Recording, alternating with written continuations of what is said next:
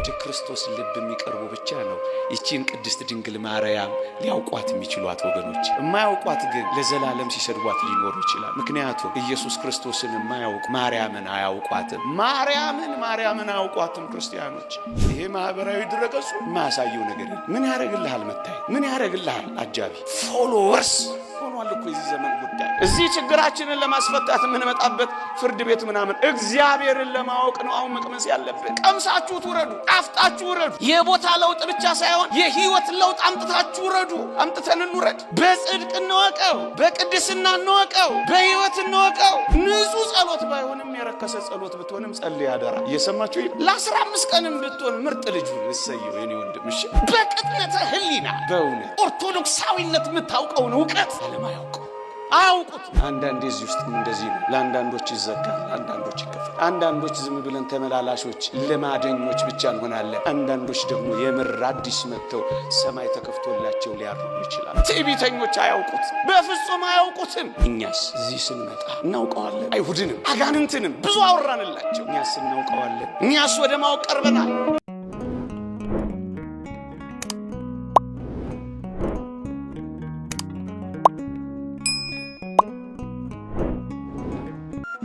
ከዚህች ዓለም ገዢዎች አንዱስ እንኳን ይህን ጥበብ አላወቀው። አውቀውስ ቢሆን የክብርን ጌታ ባልሰቀሉትም ነበር። የሐዋርያው የቅዱስ ጳውሎስ መልእክት ወደ ቆሮንቶስ ሰዎች አንደኛ ቆሮንቶስ ምዕራፍ 1 ቁጥር 8። የተወደዳችሁ ክርስቲያኖች የተወደደ መድኃኒታችን በኃይሉ ብቻ ዲያብሎስን ጸጥ ማድረግ ይችል ነበር። በረቀቀው ጥበቡ ባያሸንፈው የኛ መዝሙራችን ይቀየር ነበር። ምን ብለን? እግዚአብሔር ኃይለኛ ሰይጣን ጥበበኛ እያልን እኮ እንዘምር ነበር። ምክንያቱም ሰይጣን በጥበቡ እኛን እንዳሸነፈን የታወቀ ነው። አታሎን በእባብ ሥጋ ተሰውሮ ልክ እንደዚሁ በጥበቡ ድል ባይነሳው ኖሮ እግዚአብሔር ኃይለኛ ሰይጣን ጥበበኛ ነበር መፈክሩ ያለም። አሁን ግን ክርስቶስ ቀየረው። እግዚአብሔር ኃያል፣ እግዚአብሔር ጥበበኛ የሚል መዝሙር ተሰጠን። ለምን በዝውታና በስውር መፈጸም ፈለገ ካላችሁኝ ዲያብሎስ ከሱ ጋር ከመዋጋት እንዳይሸሽ ነው። ያንን ዮሐንስ ወንጌል ምዕራፍ 9 ላይ ያለውን አይነ ስውር በፈወሰው ጊዜ አይን ያልነበረውን ግንባር አይን ባደረገ ጊዜ ምን ያክል እንደተበሳጩበት አታውቁም? ሊወግሩት ድንጋይ አንስተው እንደነበር አታውቁም? ታዲያ ለምን በጊዜ አበሳጫቸው? ገና 33 ዓመት ይበሳጩ የለ። አያችሁ እንዳይበሳጫቸው እንግዳው ነገር ሲጠብቃቸው አያችሁ። የተወደዳችሁ ክርስቲያኖች ክርስቶስ ለማበሳጨት አይደለም የመጣው። ማንንም እልህ ውስጥ ለመክተት አይደለም የመጣው። ከፈወሰ ተአምራት ካደረገ በኋላ ይውጣላቸው እያለ በፊታቸው ሚንጎራደድ እንዳይመስላችሁ። ፈቀቅ ነው የሚለው። ንዴታቸው እንዳይጨምር፣ ቁጣቸው እንዳይገድል ፈቀቅ ብሎ ይሰወራቸው ነበር ይላል። ምዕመናን ኦርቶዶክሳዊነት ማንንም የማበሳጨት ዓላማ የለውም። ኦርቶዶክሳዊነት ማንንም የመተንኮስ ዓላማ የለውም። ለዚህ ነው ተንኩሰን የማናውቀው፣ ስንተነኮስ የምንኖረው። ይህ የጌታችን ሥራ ነው ወገኖቼ። ማንንም እልህ ውስጥ አንከት፣ ማንንም ቁጣቸውን አናናድድም።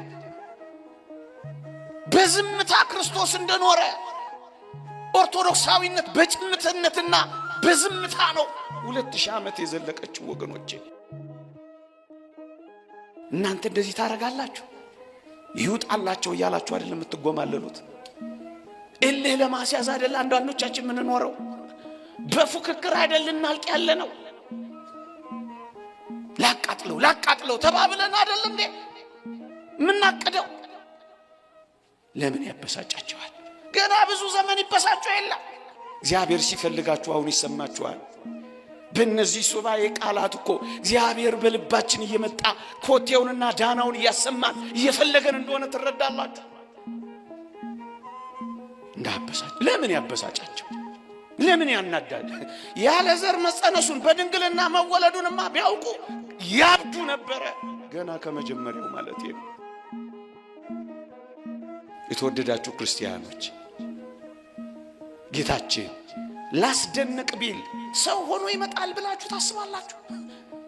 የተዋረደን ነገር ለምን ይነሳል? ለማስደነቅ። ከፀሐይ በላይ ፀሐይ፣ ከጨረቃ በላይ ጨረቃ እያበራ ሊመጣ ሲችል የተዋረደ ሰውነታችንን ለምን ገንዘብ ያደርጋል? ለማስደነቅ ቢመጣ ወገኖቼ፣ ክርስትና ማስደነቅ አይደለም። እጅን በአፍን በእጅ ማስጫን አይደለም፣ ማዳን ነው ዓላማው። ጉባኤያት ሁሉ የሚሰሩት ለማስደነቅ እንዳይመስላችሁ።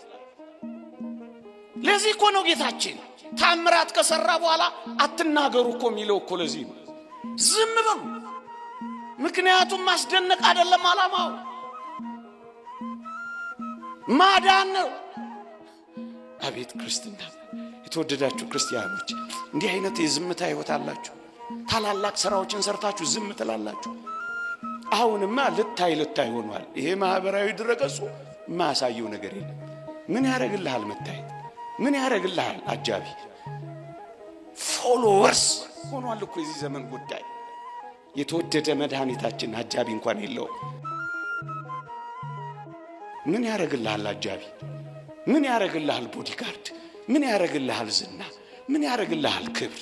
አንድም ሰው 12 ሐዋርያት እኮ አሉ፣ አንዱ እንኳን አላጀበውም።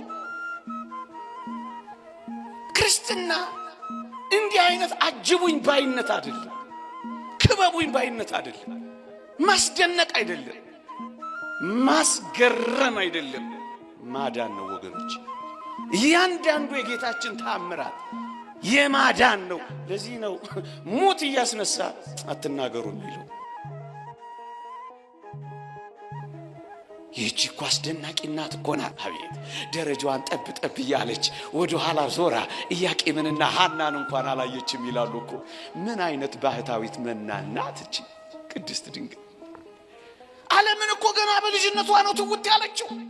እኛ ይኸው ገና ከርመን እንኳን ተጣብቀንባታል እኮ። ገብተናል ብለን እኮ ውጭ ነን ያለ ነው። እንኖርበታለን ብለን እኮ ትተነዋል። ዞር ብላ እንኳን አላየችም። በልጅነቷ ወላጆቿን ስታጣ እኮ አላጉረመረመችም። ያን ሁሉ መተው፣ ያን ሁሉ ደሞ ተታመጣ እኮ ውስጥ ደሞ አጉረምራሚዎች እኮ ነው የጠበቋት። እሱንም እኮ ነው የታገሰችው። እንደዚህች አይነት የመከራ እናት ዓለም አላየችም። የመከራ እናት ነች። መከራ ከሚቀበል እዚህ ስታለቅሱ ለምን መልስ እንደምትሰጣችሁ እንደምትራራላችሁ ታውቃላችሁ። የመከራ እናት ናት። መከራን ታውቃለች። እዚህ ስትነጠፉ ለምን ቶሎ መልስ እንደሚሰጣችሁ ታውቃላችሁ። መተውን ታውቃለች። ብቻ መቅረትን ታውቃለች። ባዶ መሆንን ታውቃለች። ለዚህ እኮ ነው እዚህ አሁን እናንተ እንዲህ አይደለም ምቀምሳችሁ እኮ ነው። ያልቀመሰ ሰው የለም። እኔ እንኳን ማቃቸው 20-30 ዓመት እዚህ የሚመላለሱ እድሜያቸውን የፈጁም ይኖራሉ። ቀምሰው ነው ወገኔ። ጥቅስ አንጠቅስልህም ግን ቀምሰን። ምክንያቱም መከራን ከሚቀበሉ ጋር አብራለች። ትህትና ትጥቋ ነው። በጣም አስደናቂ እናት ነች። የተወደዳችሁ ክርስቲያኖች በልጅነቱ በአደባባይ የወጣ ብዙ ተአምራት ባለማድረጉ ምክንያት ራሱን እንዲያውቁት አለመግለጡን ማወቅ የምትችሉት በምን እንደሆነ ታውቃላችሁ? በልጅነቱ ብዙ ተከታዮች በኖሩት አንድ። ሁለተኛስ ዝናው በዓለም የናኘ በሆነ ነበራ። ከ30 ዓመቱ በኋላ ነው መታወቅ የጀመረው። በልጅነቱ በአደባባይ ተልእኮችና ተአምራት ጌታችን የተገለጠና የታወቀ ቢሆን ገና ከልጅነቱ ጀምሮ ስንት ከባቢ ባበጀ ነበር። እርግጥ ቅድም ነግሬያችኋለሁ፣ የሚከቡት ኖረውት እንዲከቡት አይፈቅድም ነበር። እኛንን በዚህ ዘመን ከባቢ ያበዛን ካልከበቡን ምናኮርፍ፣ አቦ አቦ ካላሉን ምንታመም እኮ እኛ ነን። ሪኮግኒሽን እውቅና ካልሰጡን ከዘጉን እንኳን ምንታመም እኛ ነን እኮ። ካላጨበጨቡልን ማንሰጥ፣ የምንሰጠው እንኳን ተቆጥሮ ካልተነገረ ምናኮርፍ እኛ እኮ ነን። ሪኮግኒሽን እውቅና ምንፈልግ። ወደ አባ ፔሟ የመጣች አንዲት ሴት ብዙ ሀብቶቿን ሰጠችው። አባ ፔሟ ደግሞ ምን አረገ ይላል? የሰጠችውን በሙሉ ጥርቅም አደረገ፣ ያዘና ወደ ሙዳየ ምጽዋት ውስጥ ጭምር አረገው። አኮረፈች። ምን አለችው? አባቴ አቤት፣ አልቆጠርከውም እኮ አለችው። እግዚአብሔር ከቆጠረው አይበቃሽም አላታ። ምን ያረግልሃል እኛ ብናጨበጭብልህ? ምን ያረግልሃል እኛ ስምን ብንጠራው? ምን ያረግልሃል ብናሞግስ? እግዚአብሔር ጋር ያለው ሙገሳ ከሚቀርብ የኛ ቢቀርብ አይሻልም? በዝምታ ፈጽም። ለዚህ እኮ ነው በስውር አድርጉት የሚል። ግን አደራችሁን በስውር ስላልከን ብላችሁ እንዳትተውት። በስውር እስከማደርግ ድረስ አልሰጥም ብላችሁ ያዛችሁትን ይዛችሁ እንዳትሄዱ። ወደ ዮሐንስ አፈወርቅ የቀረበ አንድ ሰው መመጽወት ወዳለሁ፣ እሺ ግን ደግሞ ውዳሴ ከንቱ ፈልጋለሁ፣ እንደዚህ ቢላችሁ ምን ትሉታላችሁ? እንደዚህ ጥፋ ነው የምትሉት? ሊቁም እንዳለው ታውቃላችሁ። አንተም መጽወት ውዳሴ ከንቱንም ውሰዳለሁ፣ ከሚቀር ይሰንጠር ይለዋል። ይህ ነው እውነት። አስብ እና ድሆች አይበሉም፣ እሱ የፈለገውን ይብላ፣ ድሆችም ይብሉ። እውነት አስብ። ንጹህ ጸሎት ባይሆንም የረከሰ ጸሎት ብትሆንም ጸልይ አደራ። እየሰማችሁ ይላል። ለ15 ቀንም ብትሆን ምርጥ ልጁን እሰየው የኔ ወንድም። እሺ ደግሞ እንዲህ ተናገረኝ ብላ አኩርፈ እንዳትሄድ እኮ ብዬ ላባብለ ብዬ 15 ቀን የት ይገኛል? አይገኝም እኮ ለ15 ቀን ጫው። አረ ተመስገን። ወደዳችሁት እንዴ? ሳቃችሁ? እዚህ ጋር የ15 ቀን እቅድ ይዞ የመጣ ሰው አለ መሰለኝ። በደንብ ነው ሳይሳቀችሁ። ባለፈውም ብያችኋል። የዛሬ ዓመት ይሁን 2 ዓመት ፖዝ እናረገውና የምንቀጥለው ነገር ብቻ 4 ኪሎ ላይ እንዳይኖር እንጃ ይጠብቀን። የተወደዳችሁ ክርስቲያኖች አንድ አስደናቂ ሊቅ የተናገረው ልጨምርላችሁ በሞቴ። ቅዱስ እስጢፋኖስ እና ቅዱስ ጳውሎስ የአንድ ትምህርት ቤት ተማሪዎች ናቸው፣ ወዳጆች ናቸው። ሳውል የተባለው ጳውሎስ ወጋሪ፣ አስወጋሪ፣ ቅዱስ እስጢፋኖስ ደግሞ ተወጋሪ ሆነው ቀረቡላችሁ። አንዳንዴ እንደዚህ ይሆናል በቤተ ክርስቲያን አለ። ይሄ ይቀጥላል። ወጋሪዎች፣ አስወጋሪዎች፣ ተወጋሪዎችም ወንድማማቾች ሊሆኑ ይችላሉ። እና አንድ ሊቅ ምን አለ መሰላችሁ? ሳውል የተባለ ጳውሎስ ይላል የወጋሪዎችን ልብስ ያዘ ይልና ቅዱስ እስጢፋኖስ ግን የሚያደርጉትን አያውቅም በማለቱ ምክንያት የጳውሎስን ነፍስ ያዛት ይላል። ያኛው ልብስ ይሄኛው ምን ነፍስ። አቤት የኔና የናንተ ጸሎት የማንን ያስቀርልን ይሆን? አሁን ደም ያስቀርልን ይሆን? እንግዲህ ያለዚህ ነው የመጣ ነው። እዚህ ምን ያስቀርልን ይሆን? የዚህ ሁሉ ሰው ጸሎት፣ የዚህ ሁሉ ሰው ሰዓታት፣ የዚህ ሁሉ ሰው መሬት መውደቅ፣ የዚህ ሁሉ ሰው ጩኸት የዚህችን ሀገር ደም ያስቆምላት ይሆን? ስቃይ ያበቃላት ይሆን? ለምን መጣን? ክርስቲያኖች መከራ እንዲያበቃ ትፈልጋላችሁ አይደል? በቃ በደንብ የአይሁድ መከራ እኮ የቆመው እኮ በአስቴር ጾምና ጸሎት ነው፣ በአንድ ሰው። አቤት ይሄ ሁሉ ሰው ምን ነክቶን ነው? ያኛው ልብስ ይሄኛው ምን ነፍስ። አንዳንዴ እዚህ ውስጥም እንደዚህ ነው። ለአንዳንዶች ይዘጋል፣ ለአንዳንዶች ይከፈታል። አንዳንዶች ዝም ብለን ተመላላሾች ልማደኞች ብቻ እንሆናለን። አንዳንዶች ደግሞ የምር አዲስ መጥተው ሰማይ ተከፍቶላቸው ሊያርጉ ይችላሉ። ክርስቲያኖች ትዕቢተኞች አያውቁት፣ በፍጹም አያውቁትም። አሁን ወደ እኔና ወደ እናንተ አምጥቼ ጥቂት ነገር ተናግሬ ላብቃ። እኛስ እዚህ ስንመጣ እናውቀዋለን። አይሁድንም አጋንንትንም ብዙ አወራንላቸው። እኛስ እናውቀዋለን። እኛስ ወደ ማወቅ ቀርበናል። ወደ ቤተ ክርስቲያን የሚመጣ ሁሉ እግዚአብሔርን ያውቃል። በሃይማኖት እናውቀዋለን። እሰየው። ልክ ሐዋርያት እንዳወቁት በደብረ ታቦር ነቢያት አይተው የማያውቁትን ሰውነቱን አዩት። ሐዋርያት አይተው የማያውቁትን አምላክነቱን አዩት። በቤተ ክርስቲያን ይሄ ይታወቃል። ፍጹም ተዋህዶ ይታወቃል። እናውቀዋለን በሃይማኖት ተረድተነዋል በሃይማኖት። ግን በመከራችን ውስጥ ግን እግዚአብሔርን ማወቅ አልቻለም። እንደ ፊያታዊ ዘየማን አርዮስ በቤተ መቅደሱ ሲክደው በቀኝ የተሰቀለ ወንበዴ ግን መከራው ውስጥ አወቀው። በመከራችሁ ውስጥ እግዚአብሔርን ማወቅ የጣፈጠ ዕውቀት ነው ወገኖች። በመከራ ውስጥ እግዚአብሔርን መካድ አይደለም። በፈተናዎች ውስጥ ጭልም ባለው ውስጥ እግዚአብሔርን ወደ ማወቅ መብጣትን የመሰለ እንዴት ብርቱ ዕውቀት! ና ወረድ የሚለው አለ። ግን እዛ መስቀል ላይ ሳበኝ አውጣኝ የሚለው ደግሞ የመስቀል ሕማመኛ አለ። በመታመም ውስጥ እግዚአብሔርን ማወቅ፣ በመቸገር ውስጥ እግዚአብሔርን ማወቅ፣ በመታመም ውስጥ እግዚአብሔርን ማወቅ ምን አይነት ዕውቀት መሰለ! እንደዚህ ዕውቀት እንድናውቅ ነው አሁን የሚፈልገው። እግዚአብሔርን ለማወቅ ነው አሁን መቅመስ ያለብን። ቀምሳችሁ ትውረዱ፣ ጣፍጣችሁ ውረዱ። የቦታ ለውጥ ብቻ ሳይሆን የህይወት ለውጥ አምጥታችሁ ውረዱ። አምጥተን እንውረድ።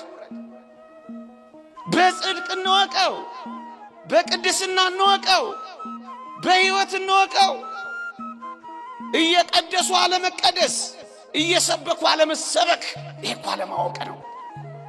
አጠገቡ እያሉ መራቅ፣ ከህይወት ጋር እያሉ መሞት፣ ተገልጦልን አለመረዳት፣ አብሮን እያለ አለማግኘት፣ ቤት ውስጥ ሆኖ መጥፋት፣ እየመሰከሩለት አለማወቅ፣ መድኃኒት ይዞ መታመም ምንኛ ያሳፍራል። አሁን በጽድቅ በቅድስና በንጽህና በእውነት ወደ ማወቅ እንምጣ። እኛም አላወቁትም እንዳይባል ይህን ያህል ከደከመን ጥልቅ ወደ ሆነው እግዚአብሔርን ወደ ማወቅ እንምጣ። አንተን ማወቅ ይህች የዘላለም ሕይወት ናት።